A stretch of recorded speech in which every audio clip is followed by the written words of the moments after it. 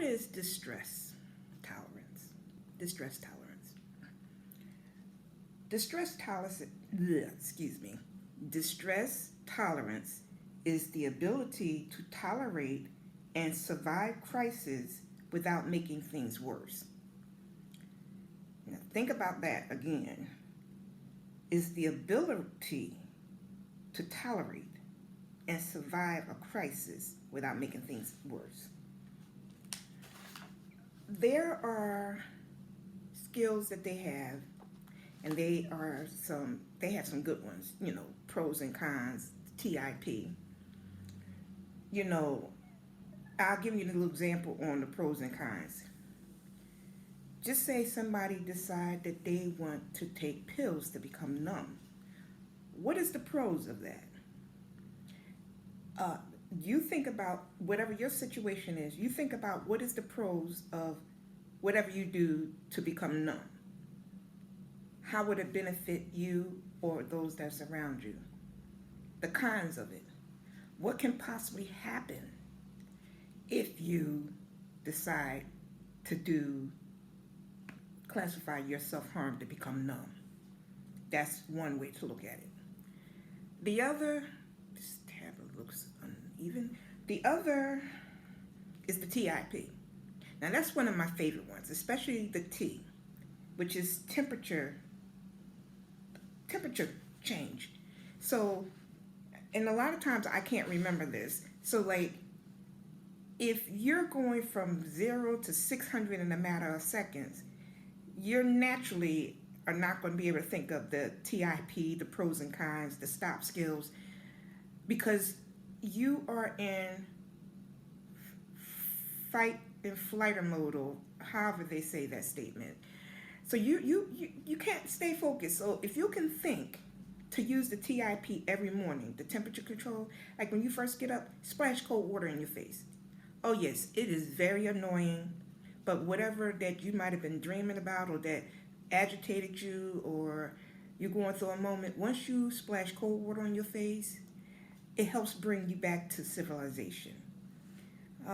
One DBT therapist, she used to always carry a bowl around, so when she did her DBT classes, she would have ice in it and she would make us put our hands in the ice, and to some degree she had people putting their faces in it. No, didn't like her too well. However, it did take and lessen the anxiety and the crisis mode that we was in. So, that is a way to calm down fast. That's one of the ways that they use it. The I is to do intense exercise, only for a short while. However, if you don't practice these skills on the norm, you won't be able to think about it when you're in a crisis mode. So keep that thought in mind too. Now, I did the intense exercise, didn't last very long, don't like it. The TIP I find to work, because after doing the TIP, then I can go to the self-soothe skill and I can bring myself back to reality just in a norm. And this can work with just people in general. So some of the parents that I babysit for, when they're going through a stressful situation, I have them to do the breathing exercise, and then I'll have them do one of the TIPs. What I use, I share to help people in general. So now the P is for progressive muscle relaxation. I personally am unable to do that. So, with that, it's like while breathing into your belly, deeply tense your body muscles, not so much as to cause a cramp. Notice the tension in your body. While breathing out, say the word relax in your mind. Let go of the tension. Notice the difference in your body. So you can feel the tense in your neck as you're doing the muscle relaxation. The tenseness in your face as you release it. And by the time, according to one of the therapists, by the time you go from the top to the bottom, you're so relaxed, most times people will go to sleep and fall asleep. Now, those are two particular ones that I've used. I was given this one, the stop skill, haven't been able to focus or learn to use it, and I hope there's not too much of a glare because the light is on. Okay, so the stop skill, S stands for stop, T stands for take a step back, O stands for observe, and P, proceed mindfully. Now, like I said, these skills are something to practice on a daily basis, not when you go into a crisis mode, not when you having, as they would say, a BPD episode. So, here we go. Stop. Do not just react, okay? Stop, freeze, do not move a muscle. Your emotions may try to make you act without thinking. Stay in control. Keep that in mind. The T. Take a step back from the situation. Take a break. Let go. Take a deep breath. Do not let your feelings make you act impulsively. I wish they would have had this in the first edition. This could have saved me a whole lot of aggravation. The O, observe, and also observe is in one of the what skills for mindfulness as well. Notice what is going on in the inside and the outside of you. What is the situation? What are your thoughts and feelings? What are others saying or doing?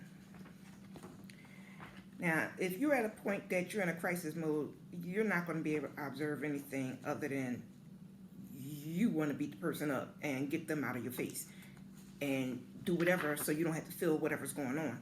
And pray to God there's nothing valuable around you that you will destroy. All right, proceed mindfully. Act with awareness. In deciding what to do, consider your thoughts and feelings, the situation, and other people's thoughts and feelings. Think about your goals. Ask wise mind which action will make it better or worse. So you'll find out with just me giving just a tidbit, a little bit, you'll find some of these things to be helpful. However, if you was able to get the first DBT skill book, and that's the first edition, you can get a whole lot out of that if you never had a DBT class. So that's the first thing. If you're able to go to a DBT group, you will benefit so much from it. And even your family members that's supposed to be supportive of you can benefit from it as well. Yes, periodically I'm going to give a little touch on a little bit of different skills, not much, just to give people a taste of, if they try it, if they can understand me when I'm saying it, if you try it and you see that you can feel better, then it may be very beneficial for you to either invest in the DBT the DBT skills training handout and worksheet book. And it's Marsha Linehan. She has a lot of information that deals with borderline personality disorder because she also suffered from it. And even in her senior years, like really senior years, she still suffers. And that's what somewhat I think made her do a second edition, and she added more skills. And one section, she added so much more stuff. This book is actually 2 times the size of the first book. And she took her situation and she turned it around where she can help others. I just thought about that. I don't have a book and whatever. I'm taking other people's information and I'm trying to help others.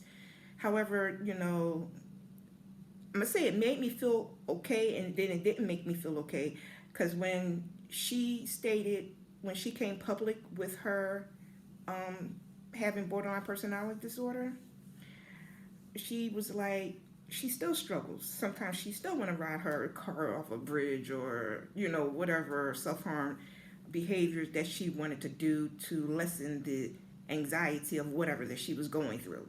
So, and I was like, wow, okay, here's this author, a well-known teacher to help people with skills, and she still suffers. So I'm saying that to say this: you're not alone. We're going to go through. You're not slow, you're not stupid. So the things that people say to you, around you, and about you, don't let it define you, because it's not true. Okay? So we just talked a little bit about the distress tolerant skills and the things that I think that would be quickly helpful if you was able to do it without judging and be like, she must be crazy. Yeah, that's what I thought when he was talking about put your hands under cold water, put some ice in a bowl and just put your hands in it. I got so upset with that doctor, I called her up. This was in 2011, 2012. And she's like, but you're not upset or anxious anymore. You're not in a crisis mode. And I thought about it, I was like, oh, okay. But I was like, I'm still upset with you, even though it worked. And then one teacher, she explained that the coldness, even if you take and put ice on this part of your wrist, and you'll find that it lessens a lot of things. I don't know the exact words that they use, but you can read up on it and see what best works for you. I was splashing the cold water on your face, putting the ice on certain parts or whatever, and you'll find that it's very beneficial for you. Everything that I'm now going to be sharing is to help others. And then, like, if you're looking at this and you look at my facial expression or different things, just as I did a little thing on the what skills of the mindfulness, you have to observe.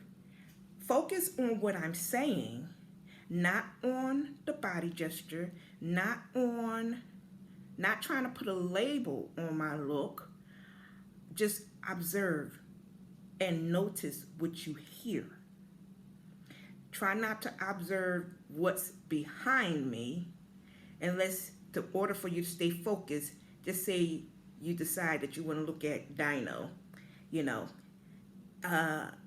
He's the guard of the toys right now. So if you have to look beyond my shoulder to look at Dino, just to stay focused while you're listening, then fix your attention on one thing so that you can stay focused and not judge.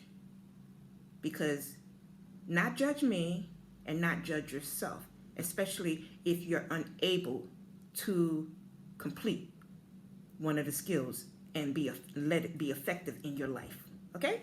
All right. Bye-bye now.